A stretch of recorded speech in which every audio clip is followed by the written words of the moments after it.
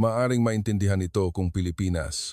Ang Arctic Partnership ng Greenland at Pilipinas, maaring maintindihan ito kung Pilipinas. Opisyal na inihayag ng gobyerno ng Denmark, nagbanta si Pangulong Trump na naghahanda pa ng mga tropa upang puwersahin ang Greenland, 2.17 milyong kilometro kwadrado, ang puso ng Arctic kung saan nakalagak ang 38.6 milyong tonelada ng rare earths. Nagiinit ang mata ng Amerika at Tsina. Ngunit pinili ng Denmark ang Pilipinas, hindi ang Amerika o Tsina. Nagtaka ang buong mundo, bakit Pilipinas?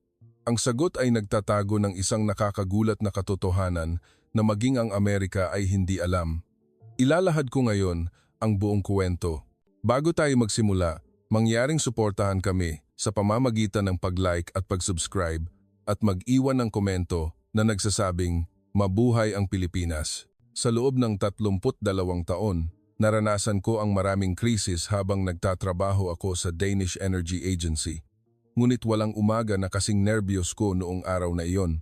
Sa ganap na 6 ng umaga, 12 executive ang nagtipon sa conference room sa ikapitong palapag ng punong himpilan ng Copenhagen Energy Agency. Bakas sa mukha ng lahat ang pagkabahala. Ang mga taong karaniwang nagpapalitan ng pagbati ng may kaswal na hawak ng kape ay hindi makaimik ngayon. Ako si Niels Madsen, Direktor ng Arctic Resource Development Agency. 18 taon na akong nakaupo dito, ngunit ito ang unang pagkakataon na naranasan ko ang ganitong atmosfera. Nakita na ito ng lahat, ngunit tingnan natin muli. Kinuha ni Erik Rasmussen, ang Chief Assistant sa punong ministro, ang remote. Nag-iiba ang kanyang kamay. Ipinakita sa screen ang balita mula sa Amerika. Malaking close-up ng mukha ni Pangulong Trump. Ang Greenland ay ganap na mahalaga para sa pambansang seguridad ng Amerika. Kami ay titiyakin ito at kung kinakailangan, lahat ng opsyon ay nasa lamesa. Lahat ng opsyon. Walang sinuman ang hindi nakaunawa kung ano ang ibig sabihin ng mga salitang iyon. Kasama na rito ang interbensyong militar. Baliw yan, bulong ng isang tao. Nangangahulugan ito na handa siyang ipadala ang militar laban sa isang kaalyado, ngunit hindi niya pa direkta binanggit ang aksyong militar, sabi ni Assistant Rasmussen, ngunit walang katiyakan sa kanyang boses. Pero, sinabi ng tagapagsalita ng White House na hindi isasama ang opsyon militar. Ito ay talagang isang banta, isang mabigat na katahimikan ang bumaba. Tiningnan ko ang labas ng bintana. Madilim pa rin ang kalangitan ng Copenhagen noong Enero. Para itong nagbabadya ng isang bagyong paparating. Sa huli, nagbigay ng opisyal na pahayag ang punong ministro. Ipinakita ni Assistant Rasmussen ang susunod na slide. Ito ay video ng press conference ni punong ministro Mette Frederiksen. Ang Greenland ay hindi ibinebenta. Ito ay bahagi ng kaharian ng Denmark. At ang kalooban ng mga residente ng Greenland ang pinakamahalaga. Hindi kami susuko sa anumang panlabas na panggigipit. Ito ay sandali na dapat palakpakan, ngunit walang pumalakpak dahil alam naming lahat. Hindi kayang pigilan ng salita lang ang Amerika. Director Madsen, tawag sa akin ni Director General Hansen. Pakipaliwanag ang kasalukuyang sitwasyon ng mapagkukunan ng Greenland. Dahan-dahan akong tumayo mula sa upuan. Tila mabigat ang mga dokumentong hawak ko. Ang Greenland ay may lawak na 2.17 milyong kilometro kwadrado. Ito ay halos 6 na beses ang laki ng Denmark. Ipinakita sa screen ang mapa ng Greenland. Isang malaking puting kontinente ang lumulutang sa gitna ng Arctic Ocean. Gayunpaman, ang tunay na halaga nito ay wala sa ibabaw kundi sa ilalim ng lupa. Nag-slide ako sa susunod. Rare Earths. 38.6 milyong tonelada. Ito ay katumbas ng buong reserba ng China. Nagbulungan ang conference room. 38.6 milyong tonelada? Opo. At mayroon ding 2.1 milyong tonelada ng nickel, uranium at iba pa. 25 sa 34 na kritikal na mineral na itinalaga ng European Union ang nakahimlay sa Greenland. Huminga ako ng malalim at nagpatuloy. Ang ika-10 rare earth ang lalong mahalaga. Ito ay kinakailangan para sa mga electric vehicle motor, missile guidance system, at wind turbine. Ngunit kasalukuyan, higit sa 90% ng pandaigdigang supply ay kontrolado ng China. Kaya pala desperado ang Amerika. sabi ng isang tao. Tama. Para kay Pangulong Trump, ang Greenland ay hindi lang lupa. Ito ang tanging daanan palabas mula sa kontrol ng China sa rare earths. Ipinakita ko ang huling slide. At isa pa, ang Arctic Sea Route. Isang pulang linya ang iginuhit sa mapa. Dahil sa pagbabago ng klima, natutunaw ang yelo sa Arctic at nagbubukas ang isang bagong ruta. Ang paglalakbay mula Europa patungong Asya na tumatagal ng 40 araw sa pamamagitan ng Suez Canal ay pinaikli sa 23 araw kung gagamitin ang Arctic Route. 40% na pagpapaikli? Opo, revolusyon sa logistic. At ang Greenland ang tagapagbantay ng rutang iyon. Muling tumahimik ang conference room. Naunawaan ng lahat kung bakit ganoon na lamang ang pagka-obsessed ni Pangulong Trump. Ang Greenland ay hindi lamang isang tipak ng yelo, ito ang sentro ng digmaan ng mapagkukunan at digmaan ng logistik sa ika-21 siglo. Ang problema, sabi ko habang inilalagay ang mga dokumento, ay hindi lang Amerika ang nagnanais nito. China rin? Opo. At pati ang Russia. Ngayon, 3 Chinese survey vessel at 2 Russian icebreaker ang nagpapalibot sa Greenland. Lalong namutla ang mukha ni Assistant Rasmussen, kaya pala nagmamadali ang Amerika, baka maunahan ng China. Tama iyon. Walang oras para kay Pangulong Trump, kaya siya nagbabanta.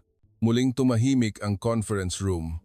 Nagsimula ng sumikat ang araw sa labas ng bintana, ngunit walang sinuman ang nagpapasalamat sa liwanag na iyon. Pakiramdam namin ay kami ay mga piyesa sa chessboard ng mga dakilang bansa. Isang lugar na gusto ng Amerika, tinutukoy ng China, at inaabangan ng Russia. Sa gitna niyon, naroon ang Denmark. Ano ang maaari nating gawin? Tanong ng isang batang staff. May halo ng galit at takot sa kanyang boses. Kung seryosong sumugod ang Amerika, mapipigilan ba natin? Walang nakasagot dahil malinaw ang sagot. Pigilan ang Amerika gamit ang Danish military? Imposible iyon. Paano kung mag-apela tayo sa alyansang militar? Ang Amerika ang pinuno ng alyansa, sino ang lalaban sa kanila? European Union? Ganoon din sa European Union. Walang bansa ang nais ng direktang pag-aaway sa Amerika. Lalong naging desperado ang usapan. Sa 12 taon ng aking karera, nakipagnegosasyon ako sa maraming isyu, ngunit ito ang unang pagkakataon na wala akong nakitang paraan.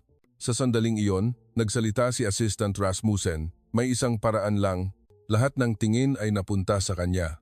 Tayo mismo ang magpapaunlad, direktang pagpapaunlad. Opo, paunlarin natin ang mga mapagkukunan ng Greenland sa sarili nating kamay at tanggalin natin ang dahilan para makialam ang Amerika. Hindi ba't masasabi nating, bakit kailangan pa kung mahusay na tayong gumagawa? Bahagyang nagbago ang atmosfera ng conference room. Sa unang pagkakataon, may nakitang parang pag-asa.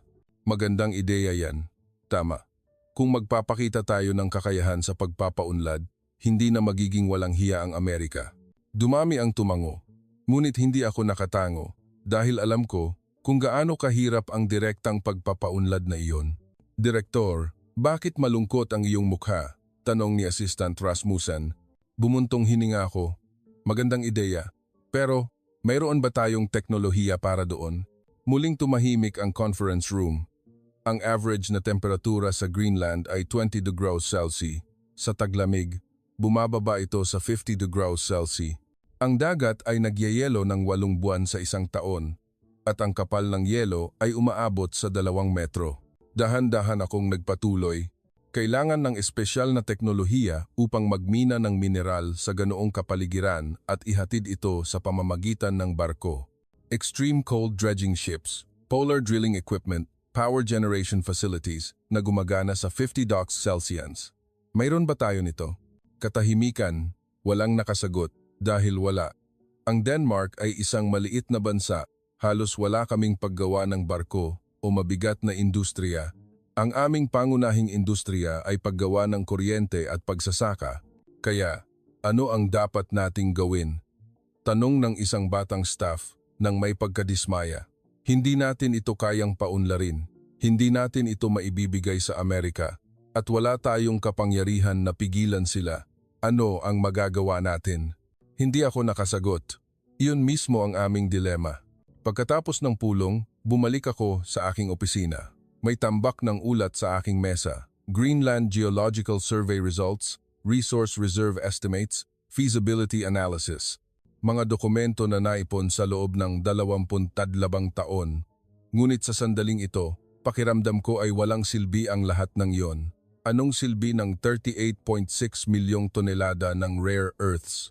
Kung hindi naman ito kayang kunin. Bumuntong hininga ako at umupo ng malalim sa upuan. Biglang tumunog ang telepono. Ang pangalan sa screen ay Margrethe Nielsen, Greenland Self-Government. Agad kong kinuha ang telepono. Director Madsen, kumusta ang pulong kaninang umaga? Ang kanyang boses ay mas matalas kaysa karaniwan. Sa totoo lang, wala kaming nakitang sagot. Narinig ko ang pagbuntong hininga mula sa kabilang linya. Pareho dito, ang Nuuk Parliament ay nasa gulo. Ang Nuuk ay ang kabisera ng Greenland. Isang maliit na lungsod na may 19,000 katao, ngunit kung saan naroon ang gobyerno ng Greenland. Kumusta ang reaksyon ng mga residente? Komplikado, sabi ni Director Nielsen. Karamihan ay ayaw ibigay sa Amerika. Pero, sa totoo lang, marami ring reklamo laban sa Denmark. Sumikip ang aking dibdib. Anong reklamo?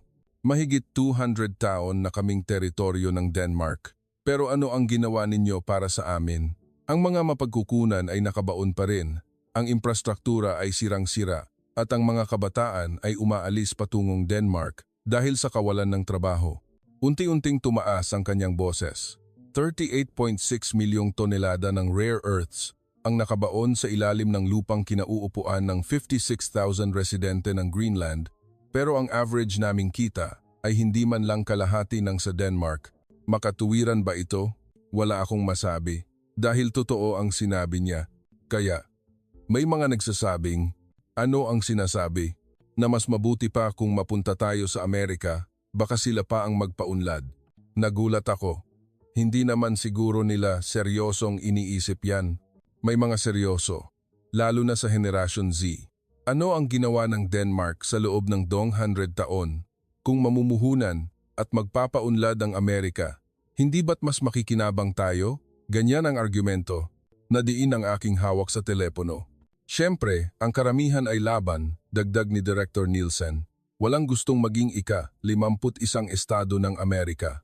Ngunit kung walang makatotohanang alternatibo, hindi natin alam kung saan pupunta ang opinyon ng publiko.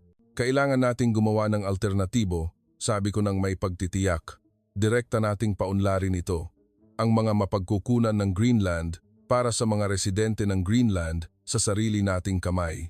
Narinig ko ang pagtawa mula sa kabilang linya. Narinig ko na iyan 30 taon na ang nakakaraan, 20 taon na ang nakalipas, 10 taon na ang nakalipas. Pero bakit ganito pa rin tayo ngayon? Hindi ako nakasagot dahil totoo rin iyon. Director Madsen, naging seryoso ang boses ni Director Nielsen. Ayaw kong sisihin ang Denmark, pero kailangan nating harapin ang katotohanan. Mayroon ba tayong teknolohiya sa pagpapaunlad sa polar? Mayroon ba tayong extreme cold dredging ships? Mayroon ba tayong drilling equipment na gumagana sa 50 degrees Celsius? Wala, di ba? Iyon ang problema. Hindi sa walang gusto, kundi walang kakayahan. Tiningnan ko ang labas ng bintana. Nakita ko ang daungan ng Copenhagen, walang kahit isang SPY sa mga barkong nakadaong. Kaya, ano ang dapat nating gawin? Tanong ko. Wala tayong pagpipilian kundi makipagtulungan sa isang bansa na may teknolohiya. Anong bansa? Hindi pwede ang Amerika, mas hindi pwede ang China. Iyon ang problema, di ba? Naglabas ng pagkainis si Director Nielsen. Ang Russia ay nasa ilalim ng sanction at ang ibang mga bansa ay walang gaanong karanasan sa Arctic. Ang usapan ay huminto. Mag-video conference muna tayo bukas, iminungkahi ni Director Nielsen. Pag-usapan natin ang mas detalyadong plano kasama ang mga pangunahing miyembro ng Nuuk Parliament. Sige, magkita tayo bukas. Pagkababa ko ng telepono, nakaupo ako ng tulala, 20 taon ng karera. Nalampasan ko ang maraming hadlang, ngunit ngayon ay wala talagang paraan. 30.6 milyong tonelada ng rare earths. Sa bilang, napakalaki.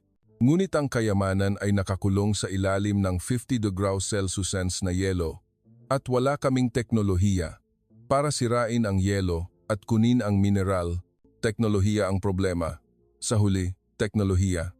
Binuksan ko ang aking computer at nagsimulang mag-search. Polar Resource Mining Technology, SPY owners, Arctic Drilling Equipment. Ilang dosenang resulta ang lumabas. Russia, Canada, Norway, USA, China. Ngunit walang bansa na komportable akong makipagtulungan. Ang Russia ay nasa ilalim ng sanction, ang China ay nagtatangka sa Greenland, at ang Amerika ay nagbabanta sa amin ngayon. Walang sagot. Isinara ko ang monitor. Kinuha ko ang isang lumang file mula sa drawer ng aking mesa. Greenland Development Project, 2008 Feasibility Study. Isang ulat na ginawa 17 taon na ang nakakaraan. Pareho rin ang problema noong panahong iyon. Mayaman, ngunit walang teknolohiya sa pagpapaunlad. 10 taon na ang lumipas at walang nagbago. Hindi, lalo pang lumala ang sitwasyon. Noong panahong iyon, hindi nagbabanta ang Amerika. Ano ang ginawa ko sa loob ng 17 taon? Dumating ang damdamin ng pagkahiya. Biglang may kumatok sa pinto. Direktor, tawag mula sa Norway. Norway? Si Direktor Ole Peter ng Oslo Arctic Institute ba? Tumango ako at kinuha ang telepono. Si Direktor Peter ay isang veterano na may 40 taong karanasan sa pagpapaunlad ng Arctic. Direktor Madsen, matagal na tayong hindi nag-uusap. Direktor Peter, ano ang sadya mo? Nakita ko ang balita. Tungkol kay Pangulong Trump. Mahirap iyan. Tumawag ako dahil inakala kong makakatulong ako. Nag-amin ako ng tapat. Sa totoo lang, wala kaming alam kung ano ang gagawin. Gusto naming paunlarin ito ng direkta, ngunit wala kaming teknolohiya. Alam ko, sabi ni Director Peter. Kaya ako tumawag. Paano kung bumuo tayo ng isang European Consortium? European Consortium? Oo. Magtulungan ang Norway, Denmark, Germany at France. Magtipon ng teknolohiya at kapital. Nag-isip ako sandali. Hindi masamang ideya iyon. Posible ba? Hindi magiging madali. Ngunit mas mahusay kaysa maagaw ng Amerika, di ba?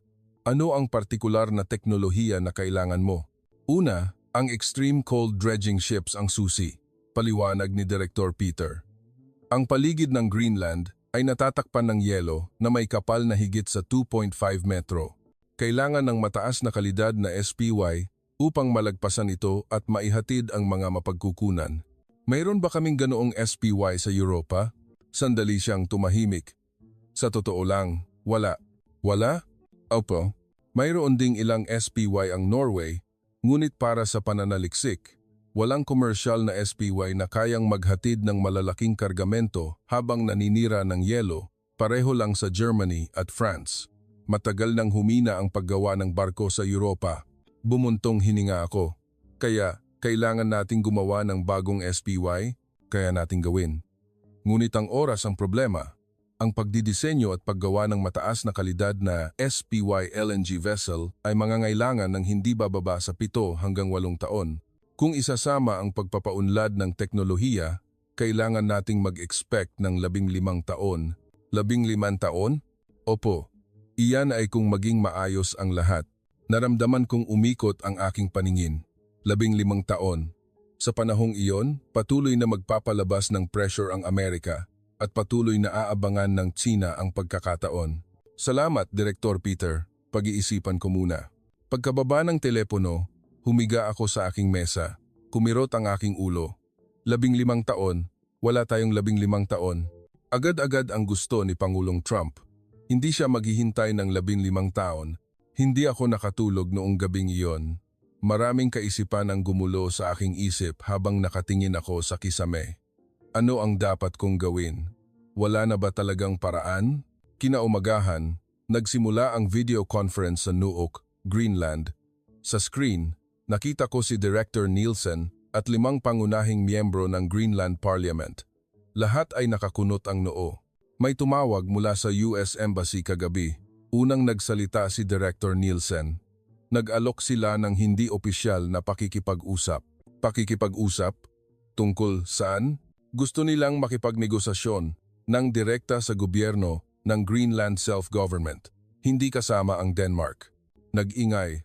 Ang conference room. Pakikipagnegosasyon ng direkta, hindi kasama ang Denmark? Ano ang ibig sabihin niyan? Sinisikap nilang hatiin tayo, sabi ko. Isang tipikal na taktika upang paghiwalayin ang Denmark at Greenland. Tama, tumango si Director Nielsen. Ngunit sa totoo lang, may mga nag-aalangan sa loob ng Greenland. Bakit? Dahil nag-aalok ang Amerika ng napakalaking kondisyon. $1 bilyong na pamumuhunan taon-taon, paglikha ng 2,000 trabaho at komprehensibong pagpapabuti ng pangangalagang pangkalusugan, edukasyon at infrastruktura. Nang marinig ko ang mga numero, nanlamig ako. $1 bilyong, halos or 55 bilyong piso. Iyon ay kalahati ng taunang budget ng Greenland. Iyon ay pain, sabi ko nang may pagtitiyak. Magpapanggap silang mamumuhunan muna at sa huli, kukunin nila ang lahat ng mapagkukunan. Alam ko yan, sabi ni Director Nielsen. Ngunit hindi sapat na sabihin lang sa mga residente na masama ang Amerika. Kailangan nating magpakita ng alternatibo. Kailangan natin ng konkretong plano na nagsasabing kung makikipagtulungan tayo sa Denmark, magagawa natin ito. Kaya, susubukan naming itulak ang European Consortium. Sinabi ko ang pinag-usapan namin ni Director Peter kagabi. Magtutulungan ang Norway, Germany at France upang paunlarin ito. Bahagyang nagbago ang ekspresyon ng mga tao sa screen. Magandang ideya iyan, sabi ng isang miyembro ng parliament. Pero posible ba? Talaga bang magkakaisa ang Europa? Kailangan nating magsikap. Gaano katagal aabutin? Nagsalita ako ng tapat. Ayon kay Director Peter, aabutin ng mga 15 taon. Kasama na ang pagpapaunlad ng teknolohiya. 17 taon? Nag-ingay ang mga tao sa screen. Mamamatay na ako bago iyon. Mananahimik ba ang Amerika sa panahong iyon? Ang termino ni Pangulong Trump ay 4 na taon, pero 17 taon? Biglang lumala ang atmosfera. Susubukan ko munang makipag-ugnayan sa German Ministry of Economic Affairs at French Ministry of Energy. Sinubukan kong kalmahin ang sitwasyon, ngunit hindi nawala ang pagdududa. Pagkatapos ng pulong, agad akong tumawag sa Germany. Si Klaus Müller, ang pinuno ng Arctic Policy Team sa Berlin Ministry of Economic Affairs, ay isang matagal ko nang kakilala. Director Madsen, tungkol ba ito sa Greenland? Opo. Gusto kong bumuo ng isang European Joint Development Consortium. Sasali ba ang Germany? Narinig ko ang isang mahabang buntong hininga mula sa kabilang linya. Sa totoo lang, interesado rin kami. Rare earths, 38.6 milyong tonelada. Walang bansa na hindi maglalaway. Kung gayon, ano ang problema? Teknolohiya. Teknolohiya na naman. Halos patay na ang paggawa ng barko sa Germany. Hindi rin kami makakagawa ng SPY. Pareho lang sa Norway, di ba? Kung gayon, paano kung mag-develop tayo ng bago? Ang oras ang problema. Sa aming pagtatansya, aabutin ng hindi bababa sa 10 taon at mas makatotohanang 15 taon o higit pa. Eksakto ring sagot. At sa totoo lang, bumulong si Team Leader Müller, ayaw ng Berlin na galitin ang Amerika. Hindi na kami maganda ang relasyon kay Trump dahil sa isyu sa kalakalan. Kung makikisali pa kami sa Greenland, baka mas malaking ganti ang matanggap namin. Kaya, aatras ang Germany?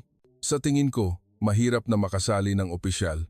Patawad, pagkababa ng telepono, nakaupo ako ng tulala.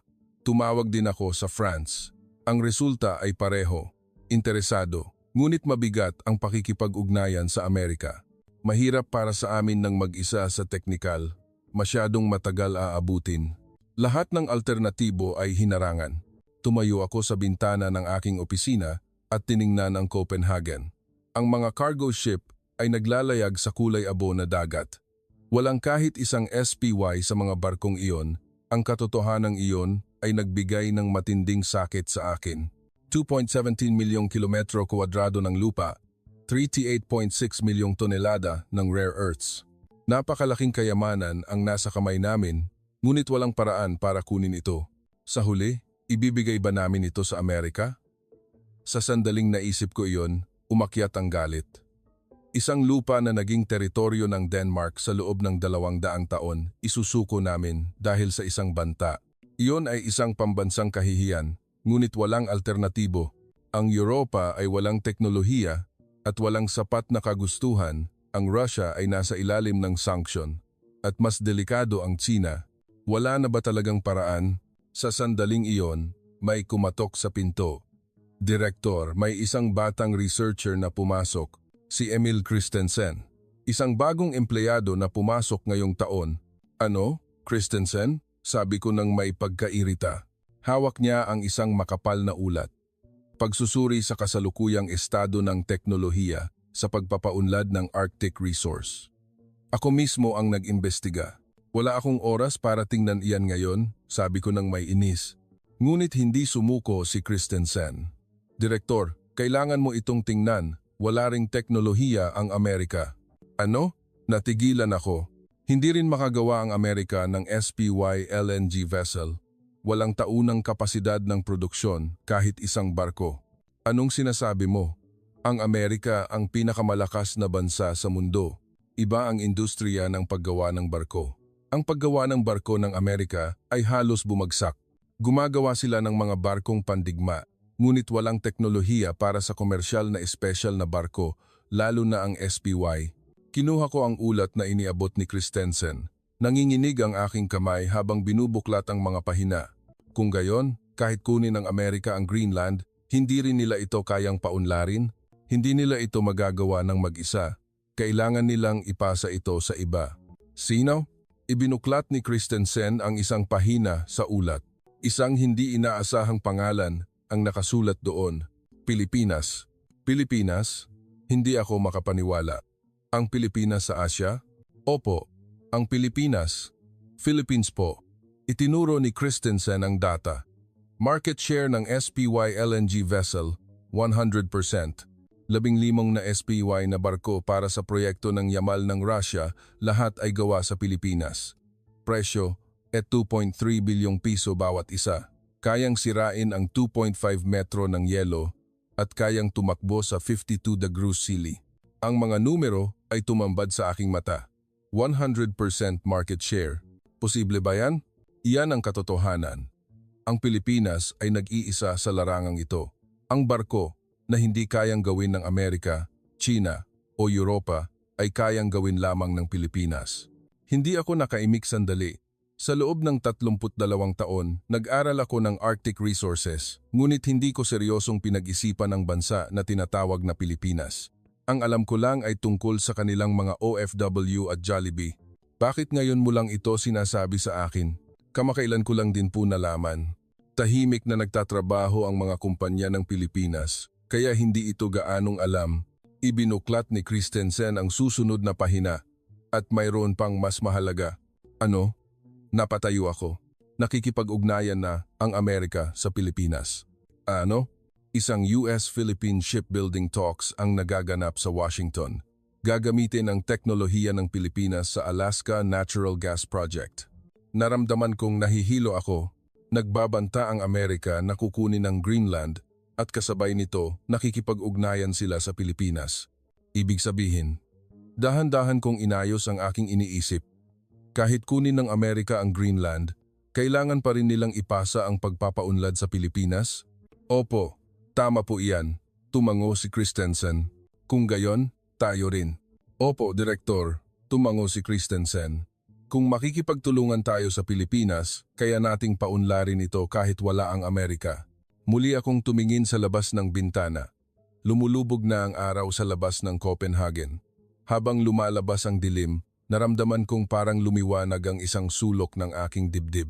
Pilipinas. Bulong ko, kailangan kong mag-imbestiga pa tungkol sa bansang iyon. Hindi ko alam noong panahong iyon. Ang maliit na pagtuklas na ito ay magbabago sa lahat. Ang katotohanan na hindi alam ng Amerika at Europa. Ang susi sa tunay na Arctic ay hawak ng isang bansa sa kabilang panig ng mundo, hindi ng mga dakilang bansa. Noong gabing iyon, binasa ko ang ulat na ibinigay ni Christensen. Mula simula hanggang wakas. Pilipinas, Pilipinas.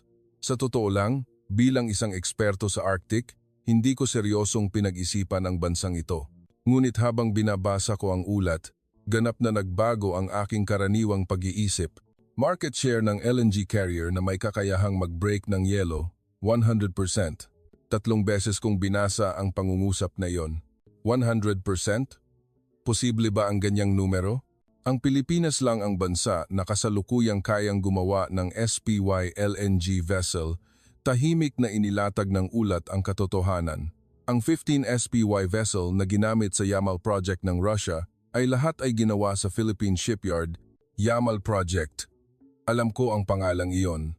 Ang pinakamalaking proyekto ng pagpapaunlad ng Arctic resource sa Yamal Peninsula ng Russian Arctic. Ngunit ito ang unang pagkakataon na nalaman kong ang core technology ay nagmula sa Pilipinas. Agad kong binuksan ang aking computer at nagsimulang mag-search. Yamal Project, SPY, Philippine Shipyard. Bumaha ang mga resulta ng paghahanap, mga artikulo ng balita, akademikong papel, ulat ng industriya. Habang nagbabasa ako, lalong lumaki ang pagkabigla. Proyekto ng Yamal. Lahat ng kontrata ay sa Philippine Shipyard. Ang kauna-unahang high-end SPY sa mundo, ipinanganak sa Pilipinas. Ang barko na hindi kayang gawin ng Russia, kaya lamang ng Pilipinas. Tinawag ko si Christensen. Sigurado ka ba rito? Opo, Direktor. Maraming beses ko nang na-verify. Talaga bang 100% market share ang Pilipinas? Sa SPY, opo. Kung isasama ang pangkalahatang LNG vessel, ang Pilipinas ay may 70% na share. 70%. Nagulat ako ulit. Paanong nangyari iyon? Hindi naman Arctic country ang Pilipinas. Iyon ang katuwaan, di ba? Sabi ni Christensen. Ang bansang pinakamalayo sa Arctic ang nagmomonopolya sa teknolohiya ng Arctic. Umupo ako ng malalim sa upuan at nag-isip. 32 taon ng karera. Inakala ko na ang core ng Arctic development ay ang Big Five, Russia, Canada, Norway, USA, ang mga bansang katabi ng Arctic. Inakala ko na sila rin ang may hawak ng teknolohiya. Ngunit ang katotohanan ay kabaligtaran. Ang bansang pinakamalayo sa Arctic ang may hawak ng core technology. Kailangan ko ng mas detalyadong impormasyon. Nagdesisyon ako. Kailangan kong imbestigahan ng husto ang Philippine shipbuilding industry. Maghahanda ba ako ng karagdagang material? Hindi. Gusto kong i-verify ng direkta. Kinuha ko ang telepono. Tumawag ako kay Dr. Hans Berg ng Norwegian Marine Research Institute. Siya ay isang eksperto sa marine engineering na may 40 taong karanasan. Dr. Berg, matagal na tayong hindi nag-uusap. Director Madsen, ano ang sadya mo? Gusto kong magtanong tungkol sa Philippine shipbuilding industry. Tungkol sa SPY. Narinig ko ang tawa mula sa kabilang linya. Ah, iyan ba? Sa wakas? Interesado ka na ba? Sa wakas? Sa totoo lang, hindi rin ako naniwala noong una na minomonopolya ng Pilipinas ang teknolohiyang iyon. Pero totoo yan. 100% totoo. Naging seryoso ang boses ni Dr. Berg. Director Madsen, binisita ko mismo ang Philippine Shipyard sa Batangas noong nakaraang taon. Ikaw mismo? Opo. Doon nila ginagawa ang mga SPY para sa Yamal Project. Kumusta? Sandali siyang tumahimik. Sa totoo lang, nakakagulat? Anong aspeto? Dahan-dahan nagpatuloy si Dr. Berg. Una, ang laki ay napakalaki. Ang isang dry dock ay kasing laki ng 10 soccer stadium. Sabay-sabay nilang ginagawa ang ilang SPY doon. Sabay-sabay? Opo. Ang mga European shipyard ay tumatagal ng 3,004 taon para gumawa ng isang barko, ngunit ang Pilipinas ay gumagawa ng 6 na barko sa parehong panahon. Kumuha ako ng memo habang nakikinig. Kumusta ang teknolohiya? Iyon ang talagang nakakatakot. Naging mababa ang boses ni Dr. Berg. Alam mo ba kung gaano kahirap ang teknolohiya ng LNG carrier na kayang mag-break ng yelo? Kahit papaano, alam ko. Kailangan itong maglayag habang sinisira ang yelo. Hindi lang iyon, nagsimulang magpaliwanag si Dr. Berg. Ang liquefied natural gas ay kailangang iimbak sa 160 degrees Celsius. Ngunit ang SPY ay sumisira sa makakapal na yelo habang sumusulong. Napakalaki ng impact. Tama. Kailangan itong makayanan ang 160 degrees Celsius na cryotank at ang impact ng yelo ng sabay-sabay. Ito ay ganap na dalawang magkasalungat na teknolohiya. Ang extreme cold ay nagpapakontrata at ang impact ay nagpapayanig. Napakahirap na lutasin ang dalawang ito nang sabay-sabay. Tumango ako. Kaya pala hindi ito kayang gawin ng ibang mga bansa. Tama. Sinubukan ng Amerika, ngunit sumuko sila. Ganoon din sa China, ngunit nagtagumpay ang Pilipinas. Paano? Iyan ang misteryo, sabi ni Dr. Berg. Ang paggawa ng barko ng Pilipinas ay nagsimula ng seryoso noong 1970s. Sa loob lamang ng 50 taon, narating nila ang tuktok ng mundo. At sa pinakamahirap na larangan, wala akong masabi sandali. 80 taon. Ang Denmark ay may higit sa 300 taon ng kasaysayan ng paggawa ng barko, ngunit ngayon ay wala na kaming disenteng shipyard. Ngunit ang Pilipinas ay nanguna sa mundo sa loob ng 15 taon. Kung gayon, maingat kong tinanong, posible bang makipagtulungan sa Philippine Shipyard? Posible, pero kailangan mong pumila. Pumila? Maraming tawag mula sa buong mundo. Amerika, Australia, Qatar, Saudi Arabia. Ang order backlog ng Philippine Shipyard ay lumampas na sa 4 na taon. 4 na taon. Nang marinig ko ang salitang iyon, nadama ko ang krisis. Sabi mo, nakikipag-ugnayan na ang Amerika. Kung maunahan tayo, salamat Dr. Berg, malaking tulong ito. Pagkababa ng telepono, agad akong kumilos. Kinontak ko si Assistant Rasmussen at humiling ng emergency meeting. Director Madsen, ano na naman? Masamang balita na naman? Hindi. Sa pagkakataong ito, baka maganda. Sa conference room, iprinisinta ko ang inimbestigahan ko sa nakaraang 2 araw. Philippine SPY Technology, 100% market share, Yamal Project, lahat ng kontrata. Unti-unting nagbago ang ekspresyon ng mga nakikinig. Sandali-sandali, itinaas ni Assistant Rasmussen ang kanyang kamay. Mayroon bang ganyang teknolohiya ang Pilipinas? Bakit hindi natin alam? Hindi ko rin alam, inamin ko ng tapat. Ngunit iyan ang katotohanan. Kinumpirma ko sa maraming paraan. Kung gayon, ibig sabihin ba na wala ring teknolohiya ang Amerika? Opo. Ang Philippine Shipyard ay hindi kayang gumawa ng kahit isang SPY. Nag-ingay ang conference room. Kung gayon, inayos ng isang batang staff kahit kunin ng Amerika ang Greenland, kailangan pa rin nilang ipasa ang pagpapaunlad sa mga barko ng Pilipinas? Tama. Kung gayon, ibig sabihin ba na kaya nating paunlarin ito nang wala ang Amerika kung makikipagtulungan tayo sa Pilipinas? Sa teorya, oo. Nagsimulang magbago ang atmosfera ng conference room. Sa unang pagkakataon, may nakitang parang pag-asa. Ngunit kailangan nating kumpirmahin, maingat kong idinagdag. Kung talagang may intensyon ang Pilipinas na makipagtulungan sa atin, at kung talagang magagamit ang teknolohiyang iyon sa Greenland, paano natin kumpirmahin? Wala tayong pagpipilian kundi pumunta ng direkta. Nagdesisyon ako, patungong Pilipinas. Pagkaraan ng 2 linggo, dumating ako sa Ninoy Aquino International Airport. Ito ang unang pagkakataon na tumuntong ako sa lupa ng Asya. Ang unang impression, nang lumabas ako sa airport, ay mabilis. Mabilis ang lakad ng mga tao. Mabilis ang escalator. Mabilis ang tren. Lahat ay gumagalaw ng walang tigil. Ganap na naiiba sa tahimik na atmosfera ng Copenhagen. Ito ba ang enerhiya na gumawa sa Pilipinas? Naisip ko sa aking sarili. Kinaumagahan, nagtungo ako sa Batangas. Ito ang lokasyon ng shipyard. Sumakay ako sa tren. Maraming tao ang nagtatrabaho sa loob ng sasakyan. Mga taong nagbubukas ng laptop at nagmi-meeting, mga taong tumatawag, talagang masikap na bansa. Pagdating ko sa Batangas, nagulat ako ulit. Isang malaking istruktura ang lumulutang sa dagat. Mga crane, dry dock, mga barkong ginagawa. Ang laki ay mas malaki kaysa sa aking imahinasyon. Ito ba ang shipyard? Opo, sagot ni Attorney Ricardo. Carding Diaz, ang manager ng Polar Vessel Business Division, habang tumatawa. Ang haba ng isang dry dock dito ay 640 metro. 640 metro? Opo, ito ay kasing haba ng 2 Eiffel Tower na pinahiga. Tiningnan ko ang labas ng bintana. Talagang walang katapusan ang tingin.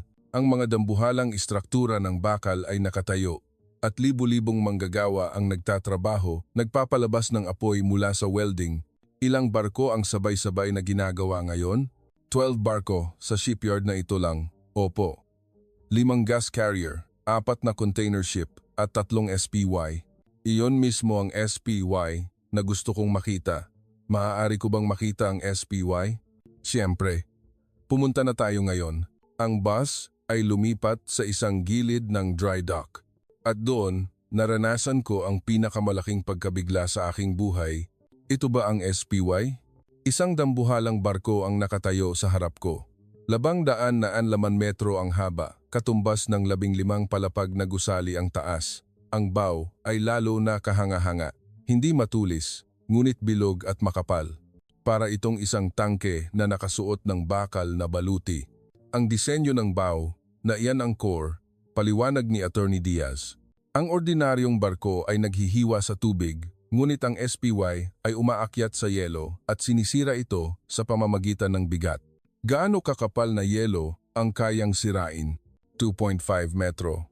Opo, at patuloy itong sumusulong nang hindi humihinto habang sinisira ang yelo. Tiningnan ko ang dambuhalang barko.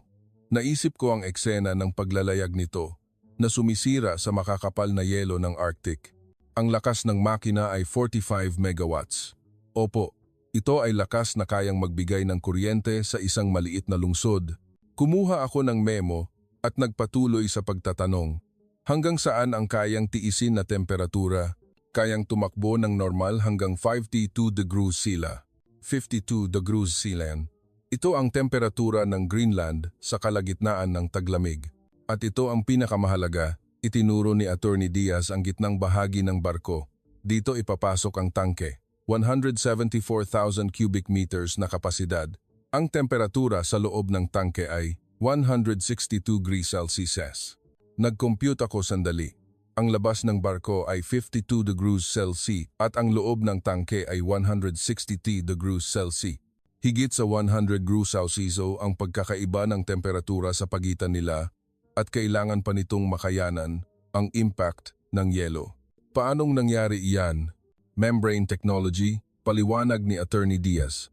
Ultra-thin membrane structure na gawa sa espesyal na alloy. Hindi ito nagkokontrata sa extreme cold at kaya nitong tiisin ang impact. Kami lang ang nag-iisang nagkomersyal ng teknolohiyang ito sa mundo. Nag-iisa? Opo.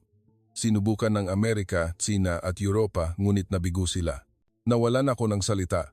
Naalala ko ang sinabi ni Dr. Berg sa Norway, ang Pilipinas ang nagmomonopolya sa teknolohiyang iyon. Hindi iyon labis na pagmamalaki. Magpahinga muna tayo at mag-usap, iminungkahi ni Attorney Diaz. Tumango ako. Lumipat kami sa conference room sa loob ng shipyard. Sa labas ng bintana, nakita ko ang dambuhalang dry dock. Direktor, sabi ni Attorney Diaz habang iniaabot ang kape. Sa totoo lang, magtatanong ako, bakit biglang nagpakita ng interes ang Denmark sa amin? Nag-aalangan ako sandali, ngunit wala ng dahilan upang itago dahil sa Greenland. Greenland?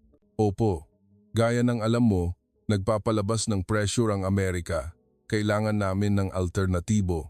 Naging matalim ang tingin ni Attorney Diaz. Ang pagpapaunlad ng resource ng Greenland, di ba? Tama. Rare earths, 38.6 milyong tonelada. Ngunit mahirap ang pagpapaunlad dahil sa kapaligiran ng polar.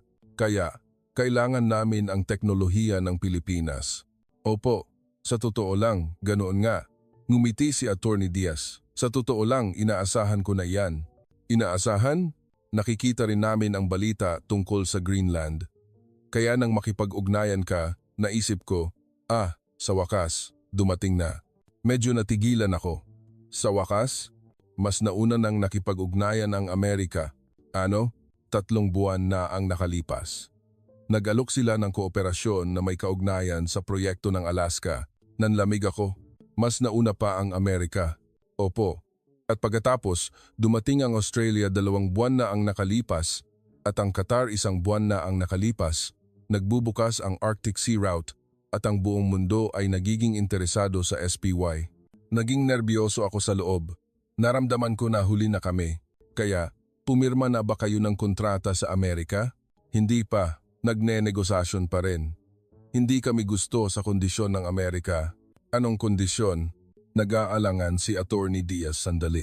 Gusto ng Amerika ng tech transfer. Hindi lang barko ang gusto nilang bilhin, kundi pati ang teknolohiya. Siyempre, hindi iyan pwede. Opo. Hindi namin maaaring ibigay ng libre ang teknolohiya na inipon namin sa loob ng 30 taon. Nakakita ako ng pag-asa. Kung gayon, posible bang makipagtulungan sa Denmark? May posibilidad, sagot ni Attorney Diaz. Ngunit mayroon kaming kondisyon. Anong kondisyon? Kailangan itong maging partnership. Hindi lamang basta bibili ng barko, kundi isang pangmatagalang relasyon ng kooperasyon. Maaari mo bang ipaliwanag ng mas detalyado? Ang Pilipinas ay kailangang magkaroon ng share sa resource development ng Greenland. Kami ang magbibigay ng teknolohiya at barko at bilang kapalit, titiyakin namin ang isang bahagi ng rare earths. Nag-isip ako, hindi ito isang simpleng transaksyon, ito ay isang strategic alliance. Hindi ito desisyon na maaari kong gawin ng mag-isa. Alam ko, magkonsulta sa inyong bansa at makipag-ugnayan sa akin, sabi ni Attorney Diaz habang tumatayo. Ngunit tandaan mo ang isang bagay. Ano? Parehong nakikipag-ugnayan sa amin ang Amerika at Sina. Walang maraming oras. Pagbalik ko mula sa Pilipinas, agad akong nag-ulat kay Assistant Rasmussen. Ang Secretary General ng Energy Agency ay dumalo rin sa conference room. Ano ang iyong impression sa personal mong pagtingin? Tanong ng Secretary General. Sa totoo lang, nakakagulat. Ipinakita ko sa screen ang mga larawang kinuha ko sa Pilipinas. 640 metro na dry dock, 299 metro na SPY, libu-libong tao ang nagtatrabaho ng sabay-sabay. Hindi lang ito shipyard. Ito ay isang dambuhalang ecosystem ng industriya. Kaya ba nating abutin ang antas na iyon?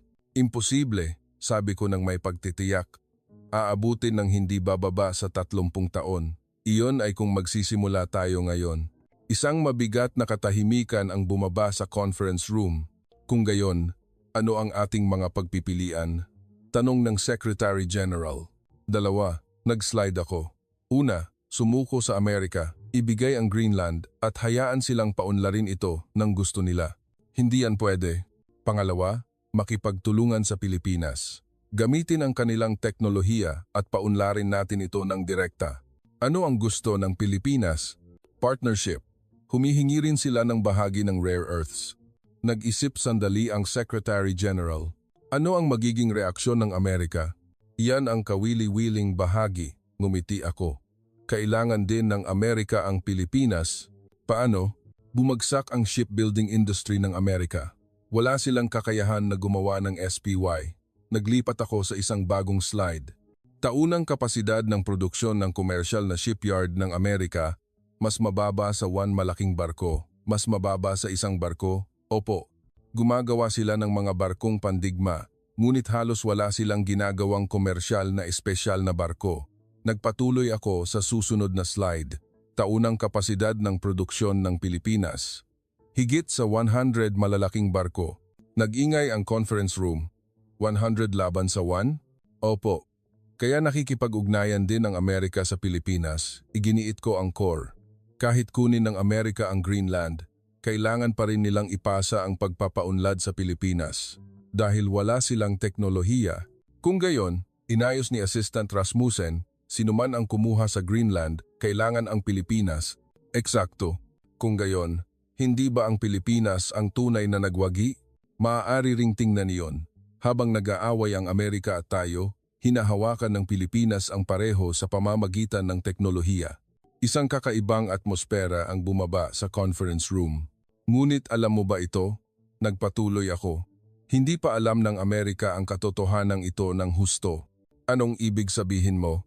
Habang tinutulak ni Pangulong Trump ang Greenland, hindi niya pa kailanman na ipaliwanag ng detalyado kung paano nila ito paunlarin.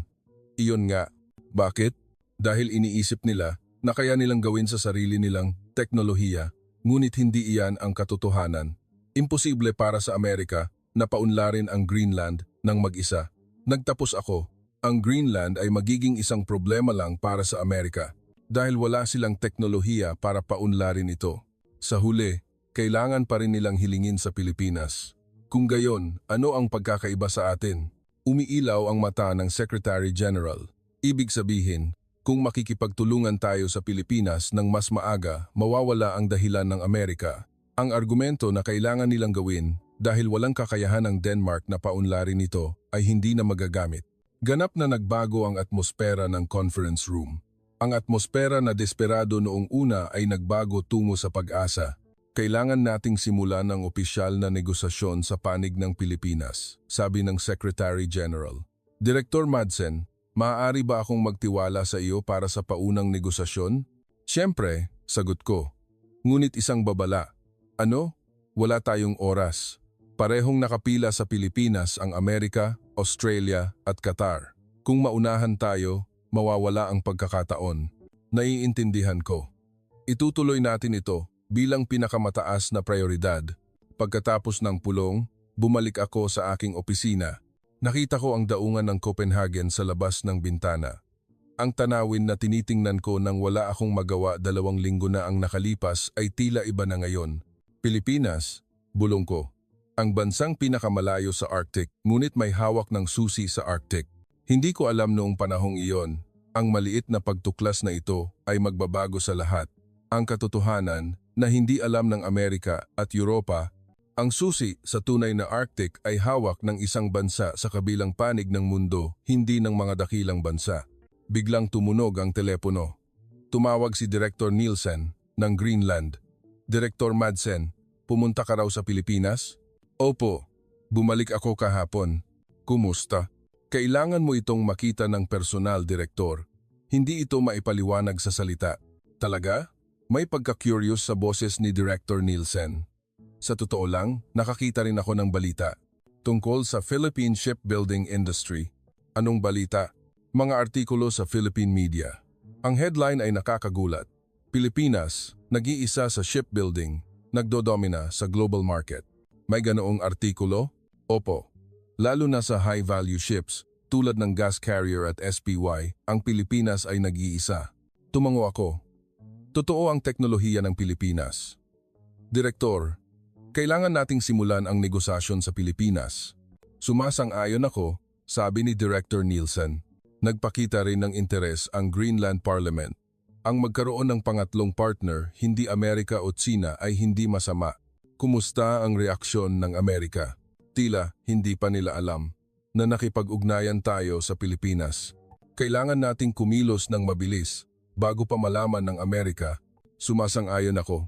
Pagkababa ng telepono, tumingin ako sa labas ng bintana. Lumulubog na ang araw. Ang pulang sunset ay nagpinta sa daungan. Ang katotohanan na hindi alam ng Amerika at Europa. Bulong ko sa sarili. Ang tunay na susi sa Arctic ay hawak ng Pilipinas, hindi ng mga dakilang bansa. Mabilis na umusad ang negosasyon. Ang panig ng Pilipinas ay mas aktibo kaysa sa inaasahan.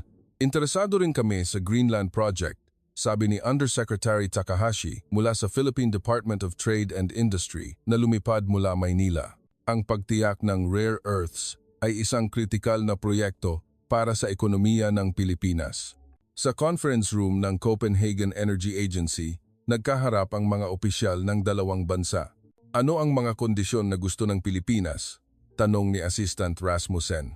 3 ang pangunahin, sabi ni Undersecretary Takahashi habang nagbilang sa kanyang mga daliri. Una, isang bahagi ng rare earths development ng Greenland. Pangalawa, partisipasyon sa pagtatatag ng logistics hub para sa Arctic route. Pangatlo, isang pangmatagalang strategic partnership. Walang tech transfer? Walang tech transfer. Sa halip, kami ang mangunguna sa paggawa at pagpapatakbo ng mga barko. Makatuwiran ang mga kondisyon, hindi tulad ng Amerika na gustong kuhanin ang lahat. Gaano kalaki ang share na gusto ninyo? 15%? Nagulat ako ng kaunti. Mas mababa kaysa sa inaasahan. Bakit ganoon lang kaliit? Hindi kami sakim. Ngumiti si Undersecretary Takahashi. 15% ay sapat na upang matugunan ang pangangailangan ng Pilipinas. Ang natitirang 85% ay para sa Denmark at Greenland. Alam mo ba kung ano ang hiningi ng Amerika? Nabalitaan ko. Sinabi nilang gusto nila ng 51% share at ang buong operating right. Tama iyan. Iba kami. Partnership ito, hindi dominasyon. Tiningnan ko si Undersecretary Takahashi. Seryoso ang kanyang mata. Maaari ba akong magtanong ng isa? Siyempre, bakit Greenland? Marami namang ibang lugar. Australia, Canada, Africa. Nag-isip sandali si Undersecretary Takahashi. Sa totoo lang, China po. China? Ang Pilipinas ay umaasa sa China para sa karamihan ng importasyon ng rare earth. Ito ay parang isinuko namin ang aming leeg. Tumango ako. Pareho lang ang sitwasyon ng Amerika. Opo. Kaya kailangan namin at ng Amerika ng alternatibo. Ang Greenland ay maaaring maging alternatibong iyon. Ngunit, kung makikipagtulungan kayo sa amin, hindi ba't makikipagkompetensya kayo sa Amerika? Hindi naman sa ganoon, sabi ni Undersecretary Takahashi nang may halong kahulugan. Nakikipagtulungan din kami sa Amerika tungkol sa Alaska Project. Kung gayon, dalawang panig? Hindi dalawang panig, kundi multi-party cooperation, paliwanag ni Undersecretary Takahashi. Ang Pilipinas ay magbibigay ng teknolohiya, ang Denmark ay Greenland, at ang Amerika ay magbibigay ng market at kapital. Isang istruktura kung saan lahat ay mananalo, nag-isip ako. Ito ay isang istruktura na hindi ko naisip. Hindi Amerika laban sa Denmark, kundi multi-party cooperation na nakasentro sa Pilipinas. Ngunit tatanggapin ba iyan ng Amerika? Wala silang pagpipilian kundi tanggapin, sabi ni Undersecretary Takahashi nang may pagtitiyak. Walang teknolohiya ang Amerika. Hindi nila kayang paunlarin ang Greenland o Alaska nang wala kami. Alam ko na tama ang mga salitang iyon. Ang kahinaan ng Amerika, isang dakilang bansa, ngunit walang kakayahan sa paggawa ng barko. Sige, mag-uulat ako sa aking bansa at sasagutin ko kayo. Pagkatapos ng pulong, tinawagan ko si Director Nielsen. Director, narinig mo na ang mga kondisyon ng Pilipinas. 15% share, walang tech transfer, paggawa ng barko lang. Ano ang iniisip mo? Sa totoo lang, tumawa si Director Nielsen, hindi ba't napakagandang kondisyon? Hiniling ng Amerika ang 51%, ngunit 15% lang ang sa Pilipinas. Nagduda rin ako noong una. Baka may nakatagong intensyon. Ngunit sapat na raw sa Pilipinas ang 15% ng rare earths. Bakit? Ang Pilipinas ay may populasyon na 120 milyon. Mas kaunti kaysa sa Amerika. Ang dami ng kailangan nilang rare earth ay mas tama lang. Bumuntong hininga si Director Nielsen. Kami ba ay masuwerteng bansa? Hindi suwerte, tumawa ako. Parang ito ang tamang sagot na natagpuan natin ng huli. Noong gabing iyon, may lumabas na kawili-wiling balita. US State Department. Dagdag na pressure sa Denmark. Lumabas sa negosasyon para sa Greenland. Muling kumilos ang administrasyong Trump. Ngunit sa pagkakataong ito, hindi ako natakot. Dahil mayroon na kaming alternatibo. Kinaumagahan, dumating ang isang hindi inaasahang tawag. Si Direktor Peter ng Norway. Direktor Madsen. Nakikipagnegosasyon ka raw sa Pilipinas? Paano mo nalaman? Mabilis ang balita, tumawa si Direktor Peter. Sa totoo lang may dahilan kung bakit ako tumawag. Ano? Maari ba kaming makisali sa Norway? Ano? Nagulat ako.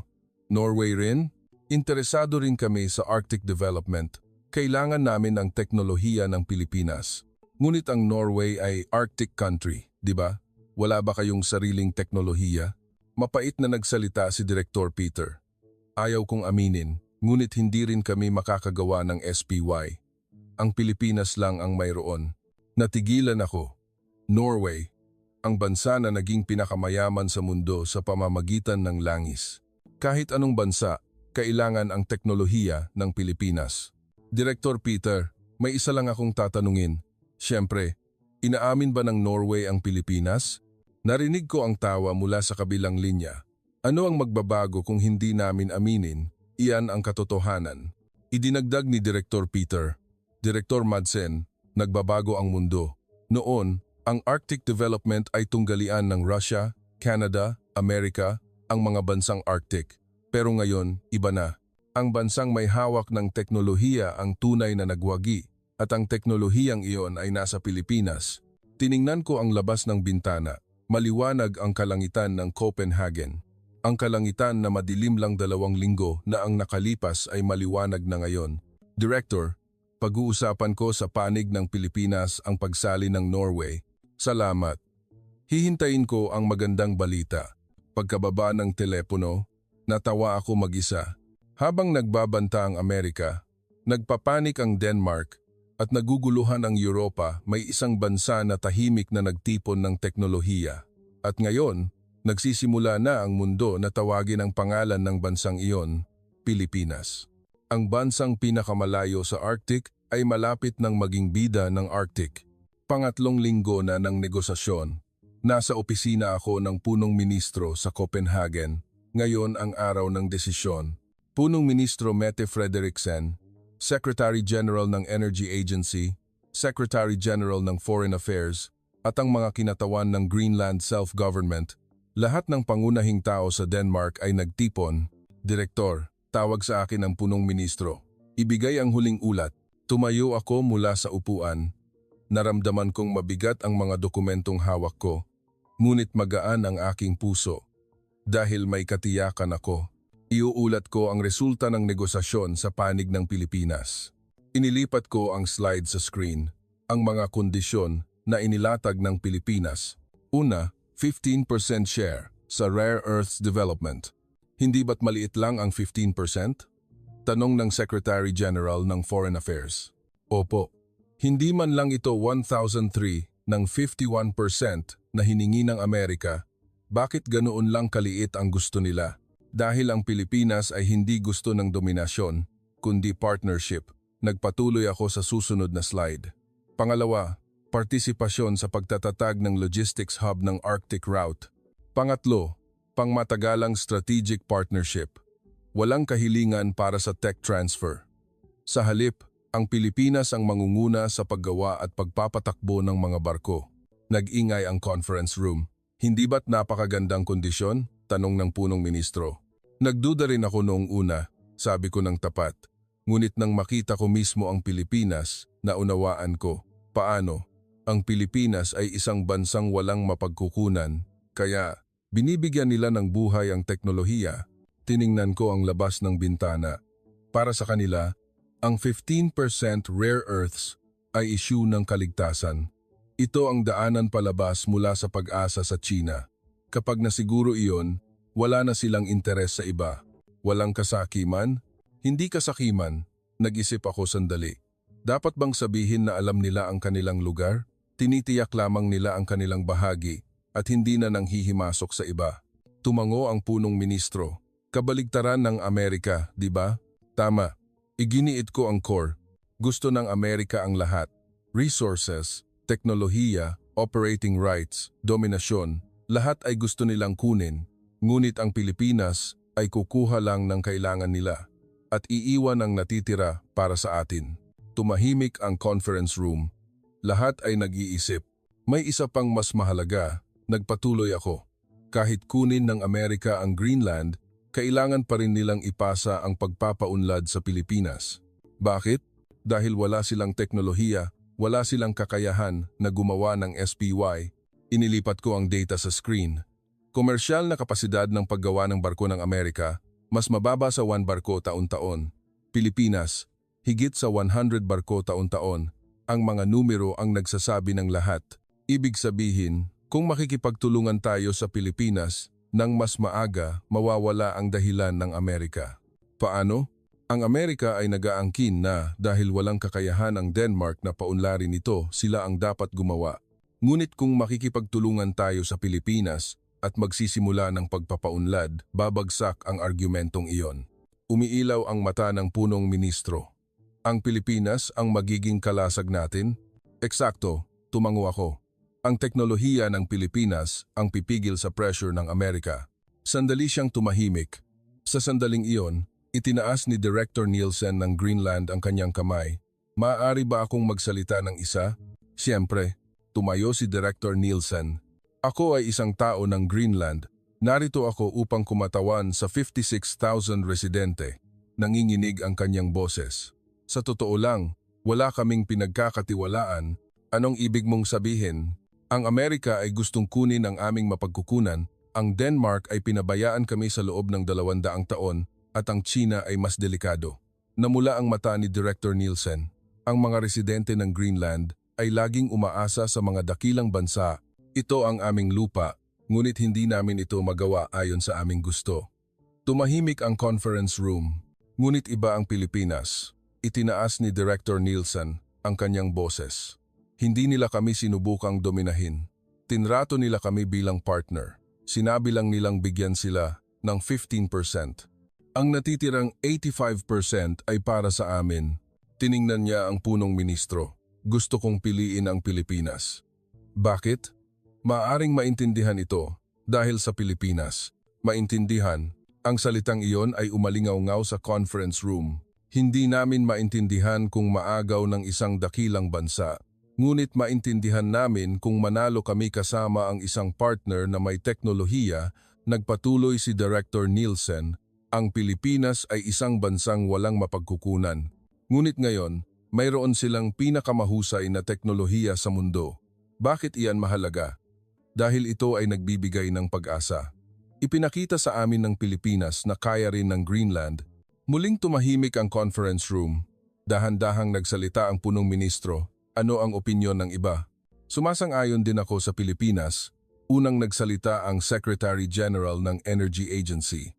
Ito ang pinakamahusay na pagpipilian mula sa praktikal na pananaw. Tumango rin ang Secretary General ng Foreign Affairs. Ako ang mamamahala sa relasyon sa Amerika.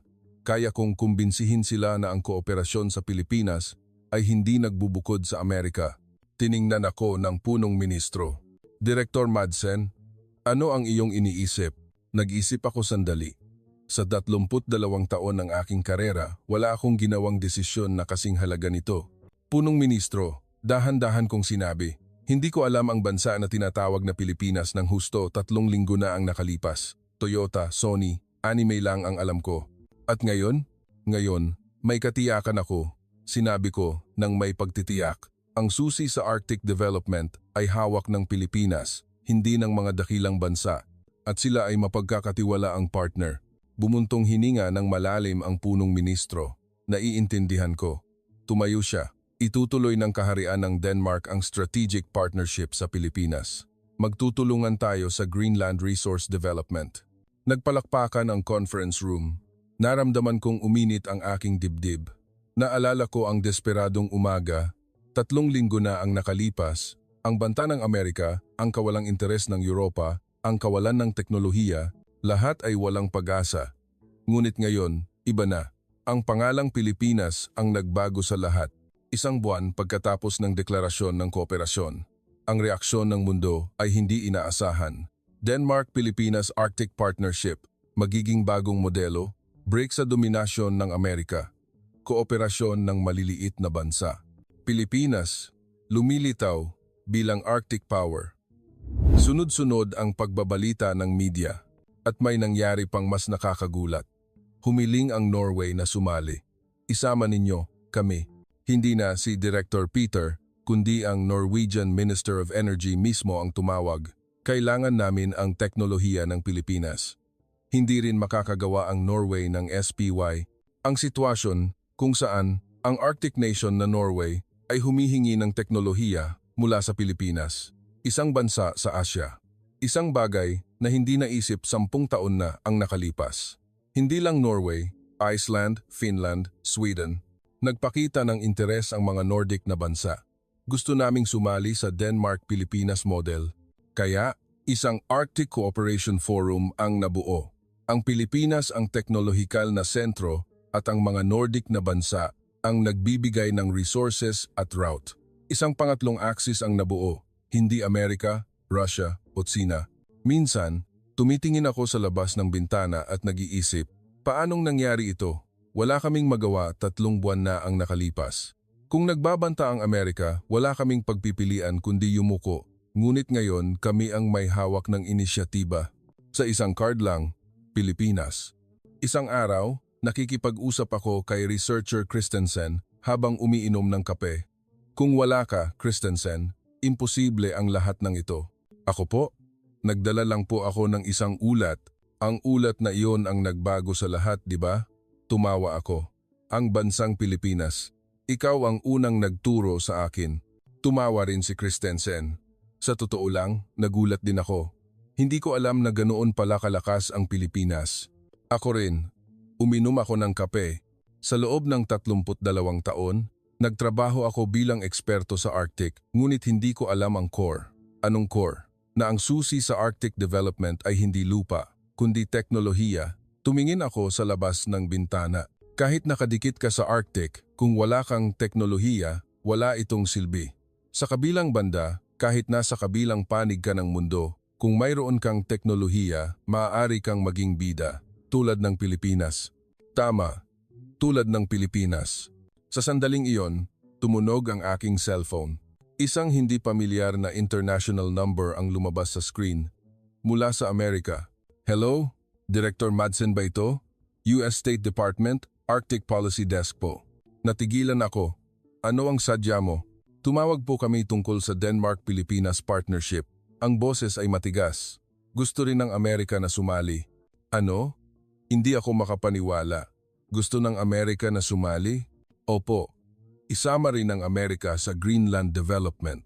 Naalala ko ang sitwasyon 3 buwan na ang nakalipas. Ang Amerika na nagbabanta na gagamitin ang military force. Ang Amerika na iyon ay humihingi ngayon na sumali. Mayroon kaming kondisyon. Sabi ko, anong kondisyon? Hindi 51%, kundi 15%, parehong kondisyon sa Pilipinas, katahimikan mula sa kabilang linya, at bawal ang kahilingan para sa tech transfer. Ang Pilipinas ang mangunguna sa paggawa ng barko. Tatanggapin ba ninyo? Pagkatapos ng mahabang katahimikan, sumagot siya. Pag-aaralan namin, pagkababa ng telepono, natawa ako sandali. Nagtataka ang mukha ni Christensen. Anong tawag iyon? Amerika. Amerika? Anong sabi? Hinihingi nilang sumali. Ano? Nanlaki ang mata ni Christensen. Ang Amerika na nagbanta 3 buwan na ang nakalipas. Opo, ang Amerikang iyon. Tiningnan ko ang labas ng bintana. Nakita ko ang daungan ng Copenhagen. Ang tanawin na tiningnan ko, nang walang pag-asa, 3 buwan na ang nakalipas ay ganap na iba na ngayon. Sa huli, ganoon ang nangyari. Bulong ko sa sarili. Habang nag-aaway ang Amerika at Denmark, kinuha ng Pilipinas ang lahat. Hindi eksaktong kinuha ang lahat. Ang Pilipinas ay kinuha lang ang kanilang bahagi, 15%. Ngunit ang kinailangan upang makuha ang 15% na iyon ay ang teknolohiya na wala sa iba. Walang Amerika, walang Europa, walang China. Ang teknolohiya na tanging ang Pilipinas lang ang mayroon. Kaya, kailangan ng lahat ang Pilipinas at tahimik na inani ng Pilipinas ang bunga. Kinuha ko ulit ang telepono. Oras na para tawagan si Undersecretary Takahashi ng Pilipinas. Undersecretary, magandang balita. Ano? Sumuko ang Amerika. Gusto nilang sumali sa kondisyon na 15%. Narinig ko ang tawa mula sa kabilang linya. Inaasahan ko na iyan. Inaasahan? Walang pagpipilian ng Amerika, di ba? Wala silang teknolohiya. Ang boses ni Undersecretary Takahashi ay kalmado. Director Madsen, ngayon pa lang ang totoong simula. Paano? Ang Greenland ay ang unang buton. Ang buong Arctic ay bukas. Naunawaan ko ang kahulugan ng mga salitang iyon. Ang Greenland ay simula pa lang. Arctic Sea Route, Alaska, Northern Canada, yamal ng Russia. Libo-libong trilyong halaga ng Arctic resources ang nagbubukas. At ang teknolohiya ng Pilipinas ay kailangan sa lahat ng lugar na iyon. Undersecretary, maingat kong tinanong, gaano kalayo ang balak puntahan ng Pilipinas?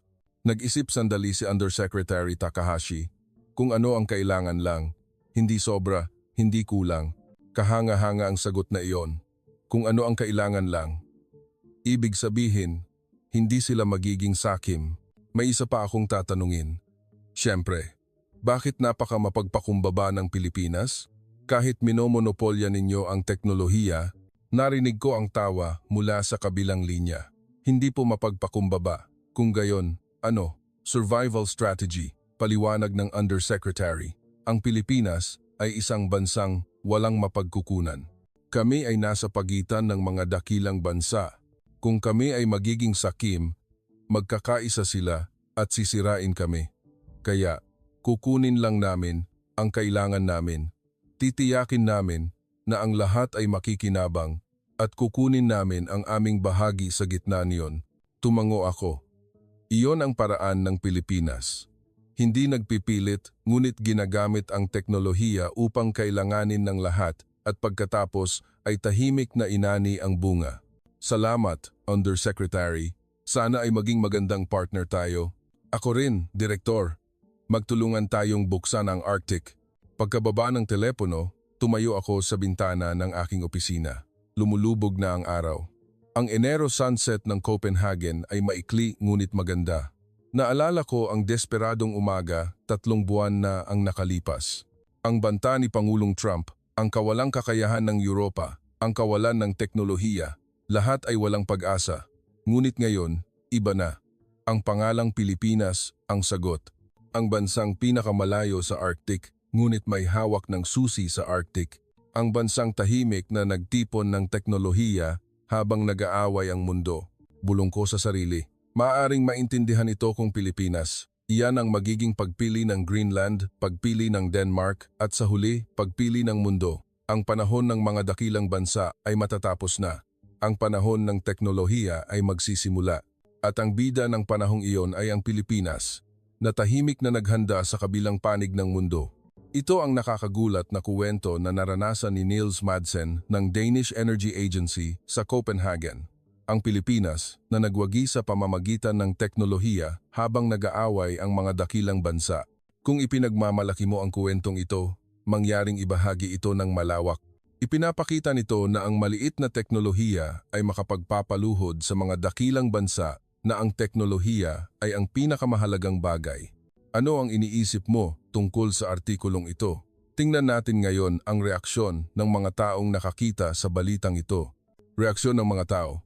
Bilang isang Filipino, ipinagmamalaki ko na ang teknolohiya at integridad ng Pilipinas ay kinikilala sa buong mundo.